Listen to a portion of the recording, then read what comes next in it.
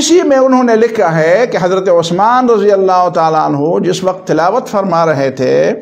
اور جو نسخہ ان کے پاس تھا اور جو ان کو شہید کیا گیا تو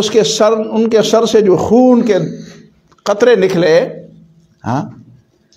وہ اسی آیت پر پڑھے کہ فَسَيَكْفِيكَهُمُ اللَّهُ وَهُوَ السَّمِيعُ الْعَلِيمُ سورہ البقرہ کی آیت، اور کہتے ہیں کہ یہ نسخہ آج بھی موجود ہے۔ ممکن ہے ان کا اشارہ وہ قسطنطنیہ میں موجود نسخے کی طرف ہو، لیکن کچھ لوگ کہتے ہیں کہ نہیں، وہ ضروری نہیں ہے کہ یہ ان کا خون ہو۔ کہتے ہیں کچھ لوگوں نے سرخ سیاہی سے بھی لکھے ہیں تو وہ بظاہر ایسے لگتے ہیں، اعتراضات کیے ہیں لوگوں نے، واللہ تعالی عالم۔ یہ بات تو طے ہے کہ کئی نسخوں کے بارے میں جو فارنسک رپورٹیں آئی ہے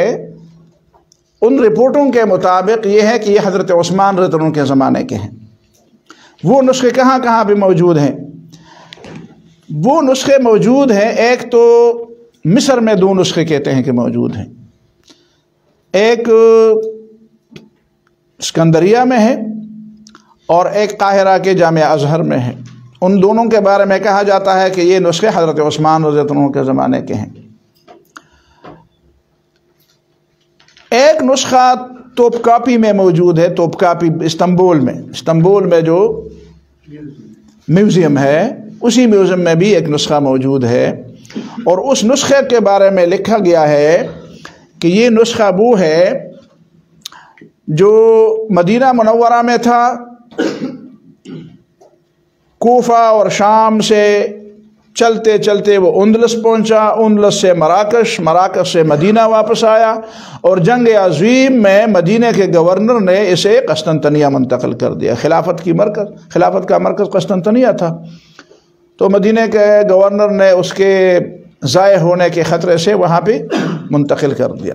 تو توپ کاپی میں موجود ہے۔ ایک نسخہ کہتے ہیں فرانس میں بھی موجود ہے، فرانس میں ایک نسخہ سمرقند میں بھی موجود ہے۔ اس کے بارے میں تو کئی لوگوں نے لکھا ہے کہ ہم نے اس کو دیکھا بھی ہے، پاکستان کے کئی لوگ وہاں پہ گئے ہیں سمرقند، اور وہ کہتے ہیں کہ وہاں کی لائبریری میں وہ نسخہ موجود ہے جو حضرت عثمان رضی اللہ عنہ کے زمانے کا ہے، ابھی انہوں نے دیکھا بھی۔ ایک لندن کے میوزیم میں بھی ایک نسخہ موجود ہے، اس کے بارے میں بھی لوگوں نے کہا ہے۔ ایک نسخہ برمنگم میں، جو لندن کے بعد انگلینڈ کا بڑا شہر ہے، اس میں بھی ایک برمنگم یونیورسٹی میں وہ نسخہ موجود تھا، پتہ نہیں تھا کسی کو، اور 2-3 سال پہلے کی بات ہے کہ ایک پاکستانی طالب علم نے وہاں پہ کسی تحقیق کے لیے کتابوں کو ڈھونڈنا اور نکالنا شروع کر دیا، تو ایک جگہ پہ ان کو ایک کتاب مل گئی جو کپڑوں میں لپٹی ہوئی تھی، انہوں نے اس کو کھولا، دیکھا، تو پھر ان کو دے دیا کہ بھئی یہ ایک نسخہ ہے، اس کے بارے میں تو کسی کو معلوم ہی نہیں ہے۔ معلوم ہوا کہ یہ تو حضرت عثمان رضی اللہ عنہ کے زمانے کا نسخہ ہے قرآن مجید کا۔ پتہ نہیں وہ کہاں سے برمنگم منتقل ہوا، شاید ہندوستان سے، شاید عربوں سے، کہیں سے منتقل ہوا ہوگا۔ سمرقند میں جو نسخہ ہے وہ حقیقت میں تیمور وہیں پہ لے گیا تھا، تیمور جو تیمور لنگ تھا، وہیں پہ جب سمرقند پر روسیوں کا قبضہ ہوا تو انہوں نے اسے لیننگراڈ منتقل کر دیا۔ جب 91-92 میں سوویت یونین ٹوٹ گئی اور سمرقند اور ازبکستان اور تاجکستان اور یہ علاقے آزاد ہوئے، تو سمرقند والوں نے روسیوں سے کہا کہ ہمارا وہ نسخہ ہمیں واپس کر دیں، تو انہوں نے اس کو واپس کر دیا، وہ اب سمرقند میں موجود ہے۔ تو یہ نسخے موجودہ زمانے کے اندر باقاعدہ محفوظ بھی ہیں، اور یہ حضرت عثمان رضی اللہ تعالیٰ عنہ کے زمانے کے نسخے ہیں۔ جنگ عظیم سے پہلے جرمنی نے کوئی 40,000 سے زیادہ نسخے پوری دنیا سے منگوائے تھے۔ انہوں نے اس بات پر تحقیق کرنی چاہیے کہ قرآن مجید میں کوئی اختلاف ہے کہ نہیں ہے،